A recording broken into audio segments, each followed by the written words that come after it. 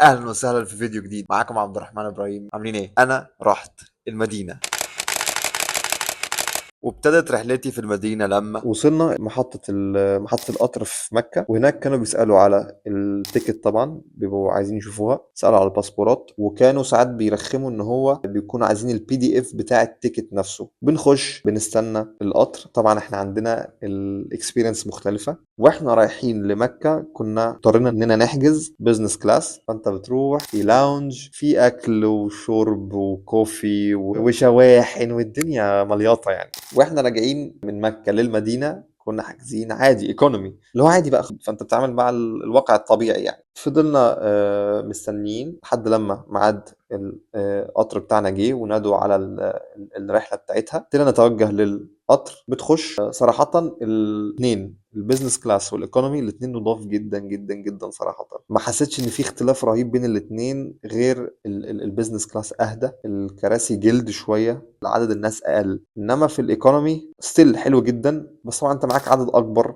والعيال العيال كان في يعني ورانا قاعد عيل صغير، يعني مكتفي ان هو بيزن، لا هو واقف ورا كرسيه وبيزن وعمال يتنطط. فالكومبو ده كان يعني مش طبيعي. فانت لازم يكون معاك يا اما اير بلاجز تسد الدوشه دي، او بيكون معاك نويز كانسلنج هيدفونز مثلا او ايرفونز، هي اللي تفيدك في حاجه زي كده. الحمد لله انا كان معايا JBL ايرفونز، كنت جايبها من امازون، يعني فادوني جدا. تحط بقى اي حاجه، بودكاست، بتحط قرآن، بتحط اي حاجه، المهم اي حاجه فيها نويز كانسلنج تسد الصداع ده يعني. وانا بعتذر ان انا بقول صداع، بس هو كان فعلا يعني الموضوع كان صعب فبنركب القطر، بياخدنا ساعتين لحد لما نوصل المدينة. القطر اللي احنا كنا حاجزينه كان نو ستوبس، على طول من المكة للمدينة، فخدنا تقريبا في ساعتين، ما حسيناش بيها الصراحة. وفي المدينة جبنا كريم لحد الفندق، حسب لكم الاسم بتاعه. الريسبشنست كان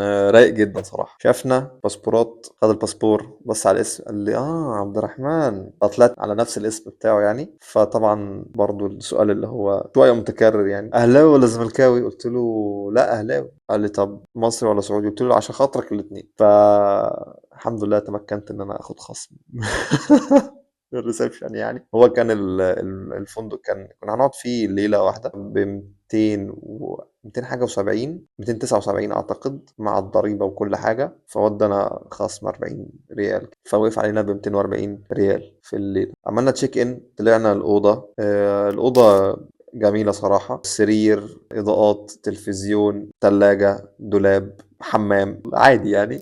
بس حلو، الأوضة لطيفة جدا. يا دوبك حطينا الشنط، و كنا سألنا على السكادجول بتاع مواعيد الباص اللي هيتحرك من الفندق يروح للمسجد النبوي. فكان مكتوب إنه الساعة 3 هيتحرك.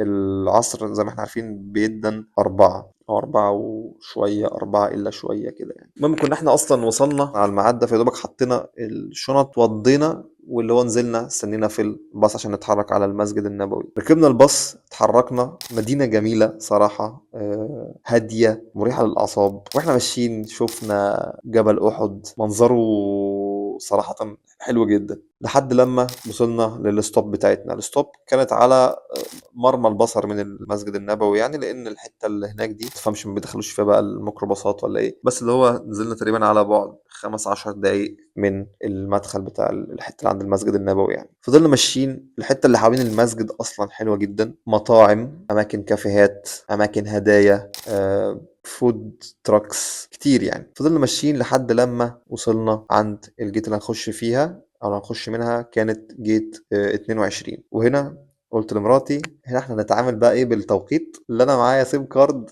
هنا في السعوديه ولا انت معاك سيم كارد هنا في السعوديه، هنتقابل هنا بعد المغرب، يعني هنصلي المغرب ونتقابل عند نفس البوابه. الحاجات اللي انت المهم ان انت تعملها في المدينه، ان انت تصلي في المسجد النبوي، وكمان لو قدرت ان انت تزور الروضه الشريفه. كنت سالت على الموضوع قبل ما اسافر، وكانوا بيقولوا ان هو في تطبيق اسمه نسك، لازم تعمل له داونلود عندك على التليفون، تعمل ساين اب، وبعد كده تحجز مكان جوه الروضه الشريفه. بتخش طبعا باليوزر نيم بتاعك، وتعمل ان انت عايز تبوك بيرميت للروضه. بتختار اليوم، تختار التايم سلوت اللي انت هتختاره. انا اخترت الوقت اللي هو بتاع الساعه 4 وتلت، تمام. واعتقد السلوتس بتبقى يعني الوقت 20 دقيقه، يعني من 4 وتلت لحد 5 الا تلت مثلا. واول ما بتحجز البيرمت بيجي لك زي كونفirmation انت حجزته، بتسيف عندك على الابلكيشن بكيو ار كود. الكيو ار كود ده مهم جدا. رحت المسجد، دخلت جوه، انا عندي موعد ان انا اخش الروضه الشريفه، فوجهوني لبوابه 37. قالوا لي امشي لحد بوابه 37 وهو الروضه الشريفه هناك. مشيت لحد بوابه 37 وابتديت اسال الحرس اللي موجود هناك، فدي كانت المكان اللي هم بيشيكوا فيها على الحجز. رحت بتخش على كذا ليفل كده. اول ليفل بيشوف انت معاك بوكينج ولا لا، معاك بيدخلك. لما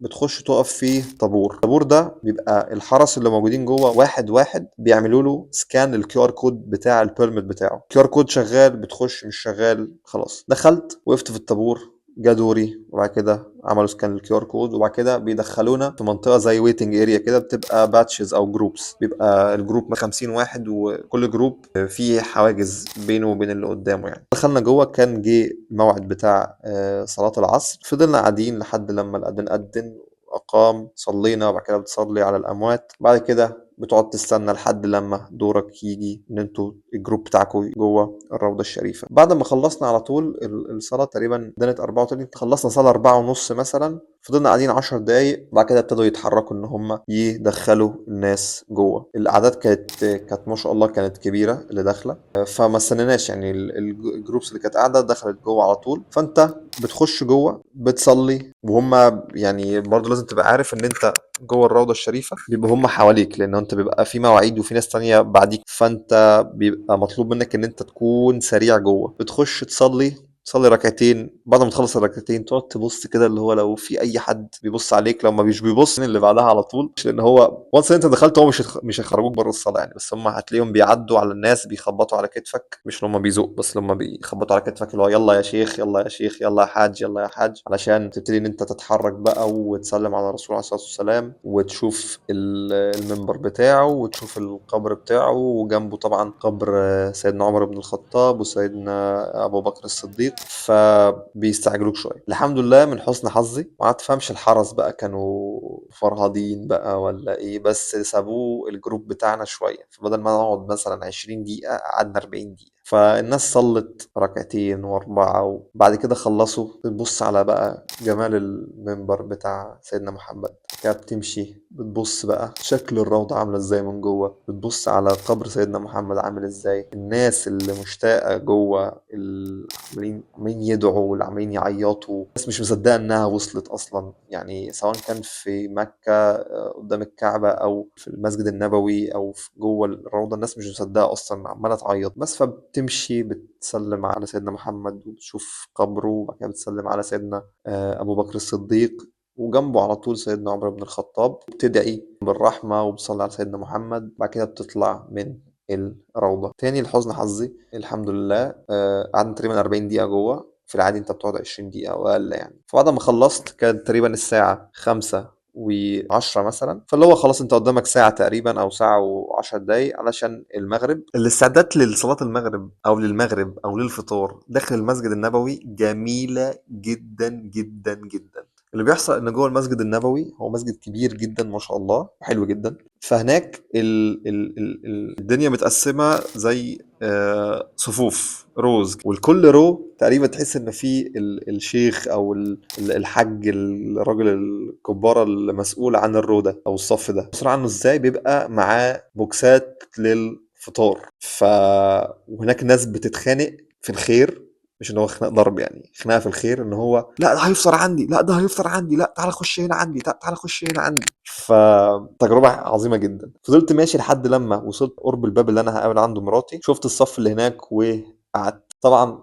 وانا في الطريق اصلا للبوابه، واحد شافني وانا ماشي واداني كيس، اللي هو اللي هي الكيس بتاع الافطار الصائم. هقول لكم إيه الكيس ده جواه ايه يعني. خدت الكيس وفضلت ماشي لحد لما وصلت قرب البوابه، صف هناك، وقعدت فيه. طبعا قعدت، لقيت في ناس على يميني وعلى شمالي، وانا الوحيد اللي معايا. انا عارف ان الناس هتوزع، بس يعني اتكسفت. ففتحت كيس وابتديت احط للي جنبي مثلا شويه تمر، احط للي هنا مثلا ازازه ميه، بحيث ان هو ايه لما الاذان يدن نبقى احنا كله قدامه حاجه يعني. المهم الفتره دي قاعدين الناس اللي حواليك يا اما سوشياليزنج، عاملين يتكلموا مع بعض بيهزروا بتاع، طبعا مع احترام المسجد طبعا. الناس قاعده بتقرا قران لحد ميعاد صلاه المغرب. وقبل المغرب ب10 دقايق مثلا بيبتدي الشيخ او الحاج مسؤول عن كل صف، بيبتدي ان هو يقوم. كل حاج بيبقى تحته كده صبية والشباب اللي شغالين تحته تمام، اللي هم بيوزعوا الاكل على الناس الصايمين. فجاء الوقت اللي هم هيوزعوا فيه، الراجل اللي بيوزع اللي هو اللي شغال تحت الحاج ده بص كده عليا، لقى معايا كيس. قال ايه ده؟ انت جبت الكيس منين؟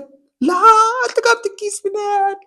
هات الكيس ده وهدي لك كيس تاني. اللي هو يعني عشان ياخد الثواب هو يعني، مع ان هو نفس الكيس يعني، هو فيه نفس الحاجه، بس اللي هو يعني عشان ايه يبقى واخدين الثواب برضه. فوزعوا الكيس على الناس. الكيس ده جواه ايه؟ ميه ساقعه، تمر، زبادي، حاجه اسمها دقه، دي توابل كده مخصوصة الناس بتحطها جوه الزبادي وهم بيفطروا. الخبز اللي هو التميس. حوالين المسجد النبوي في اماكن كتيرة قوي تقدر ان انت تفطر فيها. في مطاعم في الشارع، في زي مطاعم اللي هي ستايلها زي الفود تراكس، في سنترز اصلا حول المنطقة بتاعة الحرم المدني او المسجد النبوي. قدام المسجد النبوي على طول، قدام بوابة 22 اللي احنا دخلنا منها دي، كان في بقى حاجات حلوة قوي كتير. يعني لو انت بتتكلم من اول فاست فود، حاجات اللي هي المقاطعة والناش دعوة بيها، انت بتتكلم في كي اف سي، ماكدونالدز، بيتزا هات، او حتى لما تطلع فوق بقى هتلاقي البيك، الحاجات الحلوة، البيك، كافيتيريا لو انت ليك في البراطة والكلام ده. وفي مطعم ده اللي احنا كنا فيه اسمه زيتونة. ده مطعم اعتقد الاصل بتاعه مثلا هندي او باكستاني، بس الاوبشنز فيه واسعه قوي، من اول الرز والفراخ للبرياني للمندي للبيتزا للعصاير للبرجرز القصه دي كلها. فطلعنا جبت انا شاورما بالرز، ومراتي جابت برياني، وجبنا عصير برتقان وبس. اخر مزاج. شربنا لحد ميعاد صلاه العشاء، دخلنا صلينا العشاء، وكان خلاص بالنسبه لنا كده اليوم خلاص قفل، محتاجين ننام. كده تنتهي رحلتي مع السعودية. هسيب لكم هنا البلاي ليست بتاعت فيديوهاتي بتاعت السعودية، هنا او هنا او هنا. لو بتحب محتوى السفر ومهتم انك تعرف معلومات عن السفر والاجراءات بتاعته، تابعني، بنزل باستمرار على قناتي. وعايزكم تدعموني بالشير واللايك والسبسكرايب، انها بتفرق كتير وبتساعد كتير في الريتش بتاع القناة. وعايزكم في الكومنتات تقولوا لي ايه البلدان التانية اللي تستحق ان انا احطها عندي في الليست عشان اسافرها في الفترة الجاية ان شاء الله. سلام.